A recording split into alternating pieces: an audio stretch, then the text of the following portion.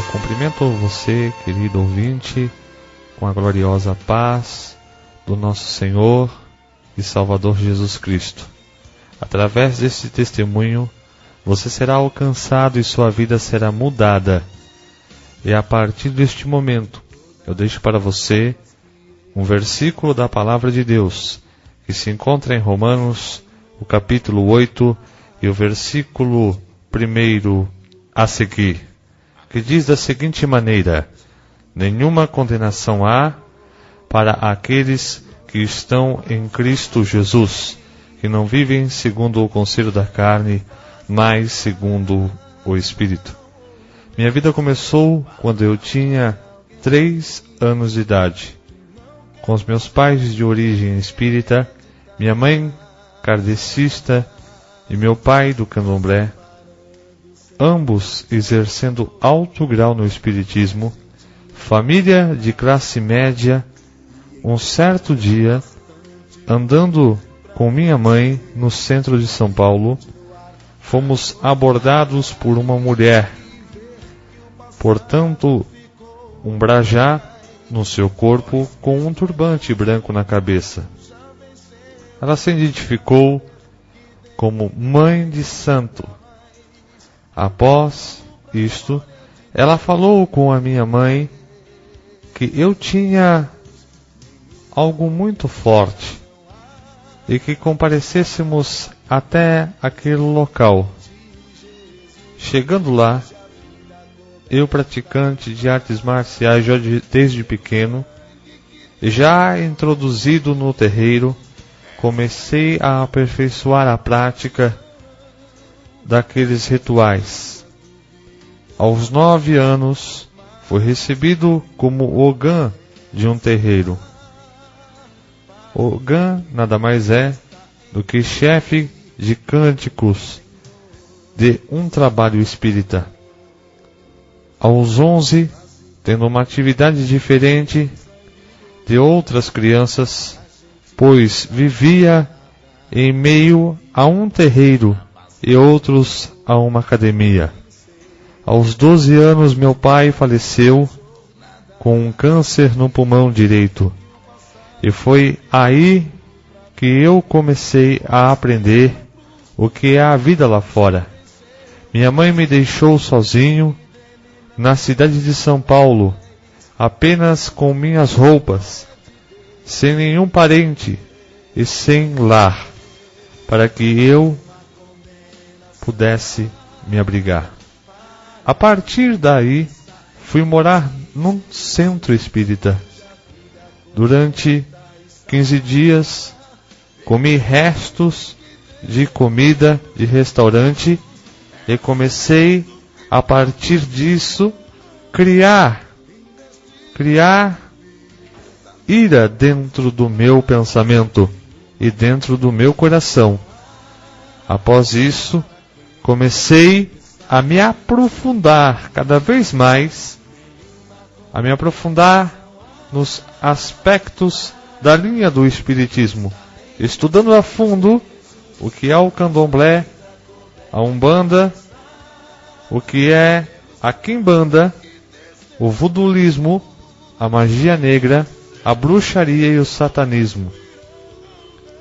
Foi onde, aos 16 anos, fui nomeado diretor do Supremo Órgão de Umbanda e Candomblé do Brasil. O presidente desta seita me ofereceu uma viagem à Bahia e disse que era necessário ir naquela mesma hora. Arrumei aquelas malas e peguei o primeiro voo com destino a Salvador, Bahia. Lá chegando, conheci uma mulher, e esta mulher nada mais era a mãe menininha do Canto A, aonde eu passei 120 dias trancado no roncó, deitado, com banhos de sangue diariamente e banhos de orixalá, que nada mais é do que água de canjica, banhos de abó, que significa flores de plantas podres, dentro de um vidro, As minhas costas foram cortadas para a implantação de sangue de animais, como de bode, de boi, de porco. Foram vários cortes. Ela disse a mim para raspar, para que eu pudesse catular e pintar a minha cabeça. Aceitei aquilo na mesma hora. Eu só sairia dali pronto para enfrentar qualquer tipo de adversidade que o mundo pudesse colocar à minha frente. Nestes 120 dias, não podia realizar, não podia levantar, nem ir ao banheiro. Todas as necessidades fisiológicas eram realizadas naquele quartinho 4x2. Os vermes orgânicos daquelas oferendas postas sobre a minha cabeça e no meu corpo também, ao completar os 120 dias, levantei para ser um babalorixá, um pai de santo. E foi daí que eu comecei a me envolver com pessoas e mais pessoas influentes, como senadores, deputados e governadores, artistas e cantores, e pessoas de alto nível social, e também pessoas de nível baixo, que me procuravam. Comandava terreiros no Rio de Janeiro, na Grande São Paulo e no interior do estado. Foi quando o inimigo da nossa alma, chamado Satanás, chegou a mim e disse que se eu queria mais poder. Automaticamente eu disse sim. Eu respondi a ele, afirmando aquela questão que ele havia me pedido, e ele me disse que se eu pudesse trocar a minha alimentação. A partir daquele momento, para que meu organismo se acostumasse com carne humana, pois eu teria que violar 16 caixões para comer carne humana e ter mais poder. Foi onde eu e a minha comitiva de médios fomos até o primeiro cemitério, pois os corpos eram analisados antes de serem violados. Naquela noite, indo em direção ao cemitério, tiramos a primeira urna para fora, e o semblante daquela pessoa estava abatido, o rosto fechado. Colocamos o punhal sobre seu estômago, retiramos as vísceras e comi. Meu organismo rejeitou e eu expeli aquilo para fora. E naquele momento ele me disse: coma, pegue do chão. E automaticamente, após aquilo, ele pediu para que eu arrancasse o crânio.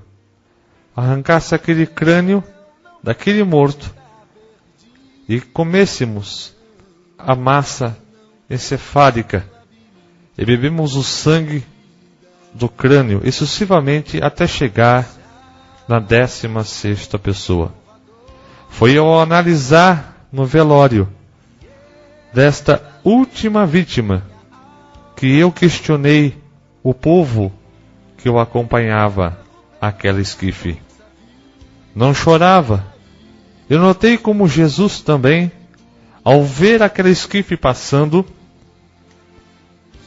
e barrou a passagem daquele povo, e ordenou que o jovem que estava nela se levantasse e voltasse à vida.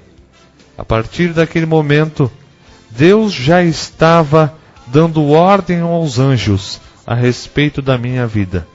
Foi quando, naquela mesma noite, eu e mais alguns daquela caravana, entrando no cemitério e desenterrando a última urna que o Satanás havia pedido, ao abrir a urna, eu me deparei com um semblante daquela moça que estava alegre e não estava abatido e triste como os demais. Ela não portava crucifixo e nem terço. Foi quando a voz, como a voz de muitas águas, aonde os seus olhos estão sobre toda a parte, pois são como chamas de fogo. Chegou a nós e disse: homem, lhe dou uma ordem, feche esta urna e a enterre novamente, porque nos meus ninguém toca.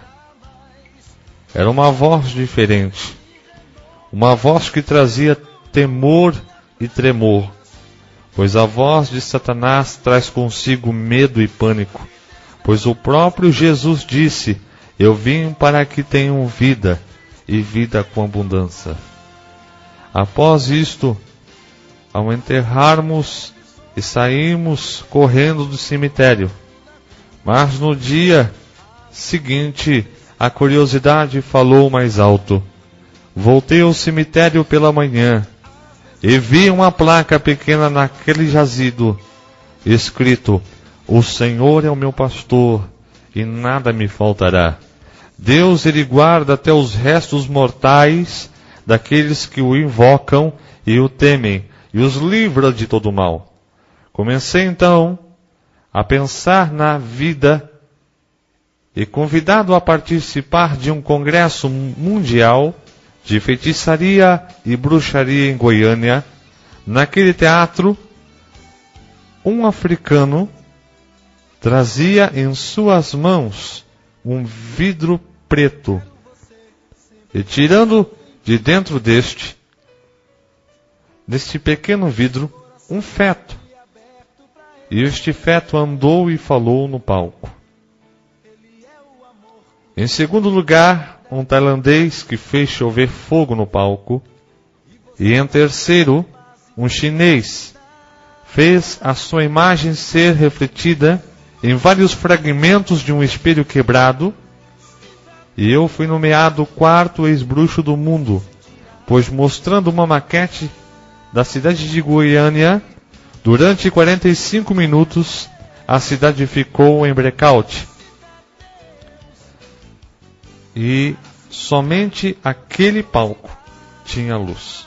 Fui declarado nesta convenção como o 6º ex-feiticeiro do Brasil, mediante muitos que haviam naquele lugar. Voltei para São Paulo. A minha vida começou cada vez mais ser perseguida e influenciada por Satanás. E diariamente acendia velas e mais velas para caboclos, exus, baianos e outras entidades que pelas quais eram principados que haviam naquele lugar. Cuidava de 126 imagens, mas o salmista Davi diz, no Salmo 115, a partir do verso 2, a seguir, que tem olhos, mas não veem, tem boca, mas não falam, tem nariz, mas não cheiram, tem mãos, mas não apalpam, nem som algum sai da sua garganta. Tornam-se semelhante a eles os que o fazem, e neles confiam. Confia, ó Israel, no Senhor. Ele é o teu escudo, é o teu guia. Ele é o que te sustenta e te garante a vitória. Naquele momento, pessoas do Brasil inteiro me procuravam para fazer práticas de bruxaria, destruir casamentos, destruir famílias e até mesmo pedir para tirar vidas, pois a missão de Satanás é esta: ele só veio para roubar, matar e destruir. Mas Jesus, ele veio para dar vida, e vida com abundância. A minha alimentação começou a mudar. Eu, incorporado, bebi de 3 a 5 garrafões de pinga, conhecido como marafa. Em meio aos trabalhos, minha vida diária já não era mais do que ficar e realizar cada vez mais a Ele. Já não mais me alimentava de nutrientes e alimentos normais, mas sim de sangue, hamsters e pintinhos vivos, passando mais de 60 dias novamente trancado numa sala, me alimentando de ratos e de pintinhos, tudo o que é banal, é desprezível neste mundo. É isto que Satanás faz com a imagem e semelhança de Deus. Em todos os trabalhos, levitava de 3 a 7 centímetros do chão. E ao findar os trabalhos daquela gira no terreiro, eu caía no chão, muito debilitado. Foi quando Satanás se dirigiu à minha pessoa e disse: "Você quer que eu abra portas?" Eu disse sim. E aí eu me ingressei na carreira de segurança pessoal, trabalhando com cantores famosos como Zezé de Camargo e Luciano, Christian Ralph, Fábio Júnior. E numa das turnês, eu estava no palco acompanhando esta dupla e passei mal. Fui levado ao Hospital Albert Einstein em São Paulo. E foi quando eu acordei num quarto com uma junta médica olhando para mim. Com vários laudos de exames, o médico dirigiu-se a mim e disse que no raio-x da minha cabeça acusou uma mancha e foi elaborada uma tomografia. E esta tomografia foi uma tomografia computadorizada. E foi constatado que havia um câncer em estágio 4 e eu teria 3 meses de vida. Ele me deu algumas alternativas, como enfrentar 18 cirurgias, fazer 25 sessões de quimioterapia ou radioterapia, ou somente aguardar a morte. Disse-me também que o meu globo ocular havia secado e eu ficaria cego em breve, e que eu possuía uma enfermidade maligna crescente em meu estômago. O médico brincou comigo e perguntou se eu tinha um plano, e eu respondi: "De saúde, doutor?" Ele disse: "Não, funerário. Você vai precisar de um." Eu pesava 125 quilos e fazia 25 sessões de quimioterapia e cheguei a pesar 40 quilos. Todo o dinheiro que eu ganhava no meio espírita acabou, pois Satanás, ele dá com uma mão e tira com as duas. Mas o nosso Deus lhe dá muito mais, lhe dá vida dura para sempre. Mas foi daí que eu comecei a questionar um pouco mais de mim. Eu morava numa mansão, e de uma mansão, morando para um quarto de 4 por 2,5. Tudo o que eu tinha foi embora. Foi quando levado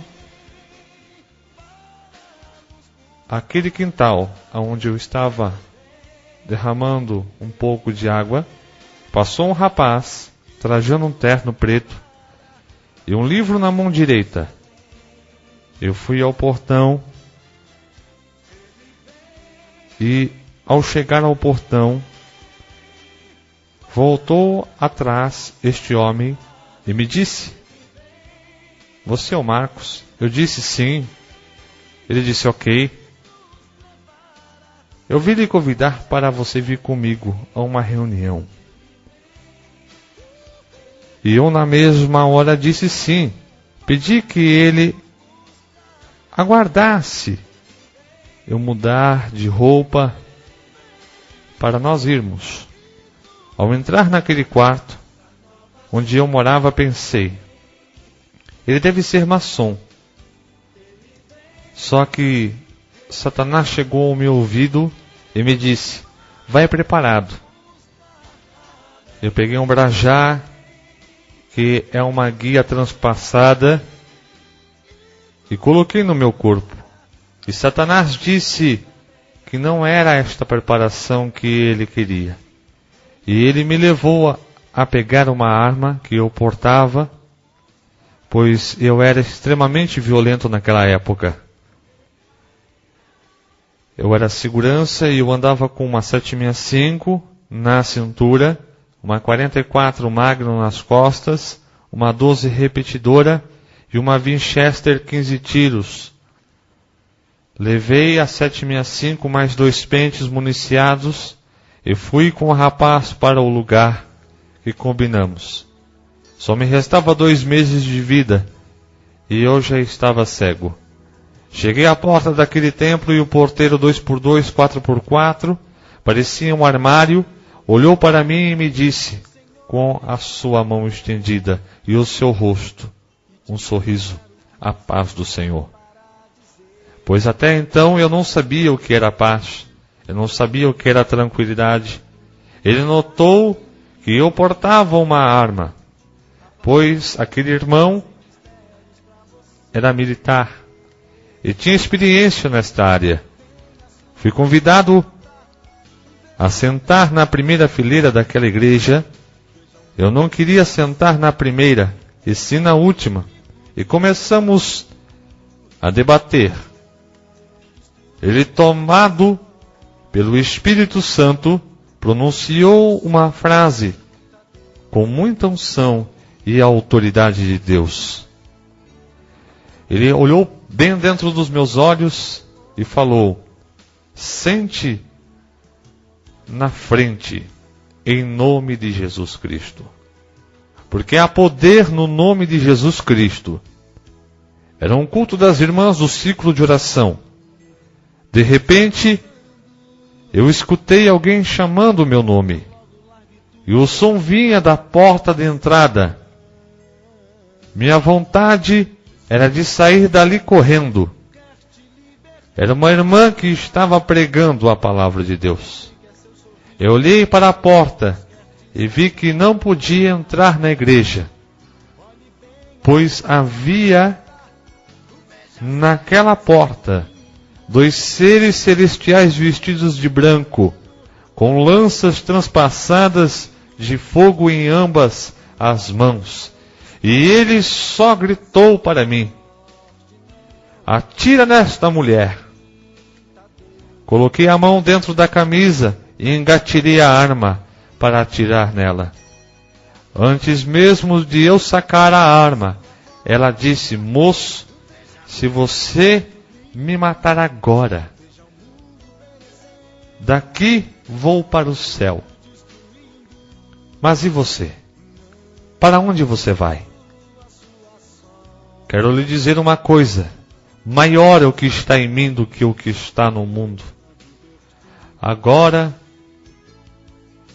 ela se baseou na primeira epístola, no livro de João, capítulo 4 e versículo 4, aonde diz: "Filhinhos, sois de Deus, e já tendes vencido o maligno, porque maior é o que está em vós do que o que está no mundo."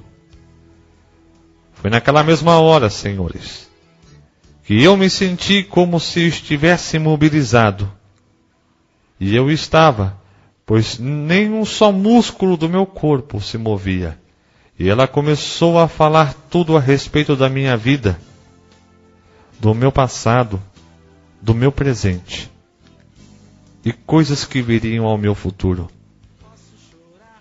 Eu argumentei comigo mesmo: esta mulher deve ser uma macumbeira de mão cheia. Imaginei que eu e ela juntos poderíamos ganhar muito dinheiro, mas mal sabia eu que era eu que estava saindo das garras de Satanás e entrando nos átrios de Jesus. Ela fez um apelo para mim naquele momento. Se eu queria aceitar o Senhor Jesus como único e suficiente Salvador da minha vida. Eu fui com as mãos levantadas para a frente e recebi Ele na minha vida, para a honra e glória do seu nome. Naquele dia, me libertei daquela legião de principados e de potestades. E o culto, que terminava às 21h30, encerrou-se às 3h15 da manhã. E eu saí daquela igreja liberto. No dia seguinte, me apossei de uma marreta potente e fui em direção àquele terreiro. E quebrei todas as imagens e disse para os médios que haviam aceitado a Jesus, eu disse: olha, eu aceitei Jesus, a partir de agora eu não posso mais fazer nada. Aquelas pessoas, vendo o meu semblante diferente, aceitaram Jesus, automaticamente se converteram um a um. Hoje, onde era o terreiro, é uma igreja evangélica. Faltando 1 mês e meio para a minha morte, o pastor me convidou a batizar nas águas. Foi quando, entrando no tanque batismal, Satanás me disse: sai destas águas, pois eu tenho o dobro de tudo isto para lhe dar. E eu disse: não, a partir de agora, eu tenho o direito da vida eterna. Não importa se a carne vai morrer, importa que meu espírito viva eternamente. Ao sair da imersão daquelas águas, vi um anjo em minha direção e disse para mim: a partir de hoje, faço promessa de vida eterna à sua pessoa. E eu disse: amém. No dia seguinte fui para São Paulo, desanimado. Eu quero lhe dizer uma coisa: se você pensa que tem 3 anos com Jesus e outra pessoa tem 3 meses, e aquela pessoa tem sido mais rápida, abençoada pela mão do Mestre, mas você está dizendo: parece que Jesus para ela está adiantado, para mim está atrasado. O que chega adiantado e atrasado é Satanás. Deus chega na hora certa e no momento certo para te dar a vitória. Eu quero lhe dizer uma coisa: Deus vai cumprir com todos os desígnios da sua vida, pois a tua palavra diz que Ele não é homem para que minta, muito menos filho do homem para que se arrependa. As palavras dele jamais hão de passar, porque pode passar os céus e a terra, mas as suas palavras jamais hão de passar.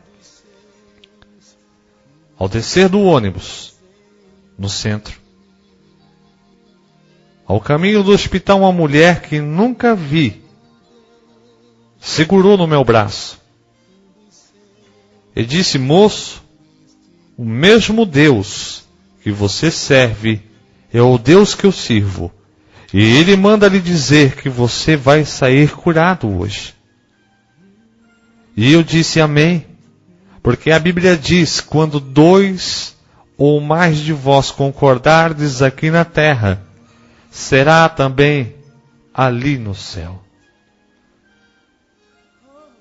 Eu andando 50 metros, passei mal, tive convulsões, coloquei a mão no rosto e percebi que de minhas narinas estava saindo uma carne rochosa, podre, que cheirava mal.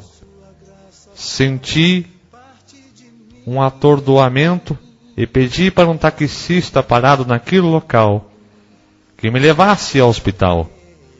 Chegando lá desmaiado, acordei com os mesmos médicos que haviam comentado a respeito da minha doença. E eles, com outros laudos tirados naquela hora, com olhares perplexos e indagativos, me falaram que eu não tinha mais secreção, nem raiz, nem coágulo e nem tumor. Não estava mais cego e não tinha nada no estômago. Foi quando o diretor da junta médica olhou para mim e disse que remédio eu havia tomado. Automaticamente eu lhes falei que o meu remédio era Jesus Cristo. E citei o Salmo 37:5, que diz da seguinte maneira: entrega os teus caminhos ao Senhor, confia nele, e o demais ele fará. E eu fiz um apelo àqueles médicos, e todos se converteram e receberam o Senhor como Salvador de suas vidas. Nesta hora, você, amado e querido ouvinte da Palavra de Deus, eu quero dizer uma coisa para você. Não importa o tamanho do seu problema, não importa qual é a doença que você esteja, pois eu quero te apresentar um advogado, eu quero lhe apresentar um juiz, eu quero lhe apresentar um auditor da sua vida que se chama Jesus Cristo de Nazaré. Ele vai visitar a sua vida com poder, ele vai visitar a sua vida com graça, com autoridade e com supremacia neste momento. Porque a palavra de nosso Deus, ela diz no livro de Romanos, no capítulo 10, e no versículo 9 a seguir: se confessares ao Senhor Jesus Cristo como único e suficiente Salvador da sua vida, e crerdes que Ele ressuscitou de entre os mortos, será salvo. E para que você tenha esta salvação, eu quero orar pela sua vida. Quero lhe dizer uma coisa: se for um problema financeiro, se for um problema dentro do seu lar, se for um problema dentro do seu trabalho, Jesus, Ele está aí com você neste momento. Ele está na tua casa, Ele está no seu trabalho, Ele está neste hospital, Ele está na sua igreja. Eu quero que você curve a sua cabeça. E eu quero te dizer uma coisa: há solução para o teu problema. Senhor, venha neste momento alcançar esta vida. Porque tu conheces o coração desta pessoa que está ouvindo este relato, este testemunho. Pai, vai ao encontro desta vida neste momento. Senhor, se for um problema financeiro, que o Senhor venha resolver agora. Senhor da glória e da graça, venha a resolver este problema sentimental desta pessoa. Ajuda, esclarece. Pai, aplane os caminhos desta pessoa, porque esta pessoa está aceitando o Senhor como único e suficiente Salvador da sua vida. Escreve o nome desta pessoa no livro da vida.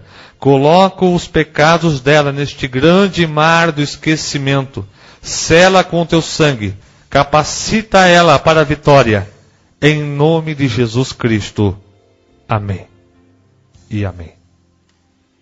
Se você foi alcançado por este testemunho, procure a igreja evangélica mais próxima da sua casa. Em nome de Jesus Cristo.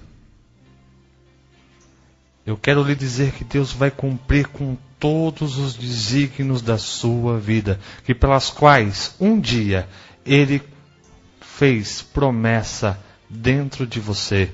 Fique na dispensação do Senhor Jesus e que Deus lhe abençoe para sempre.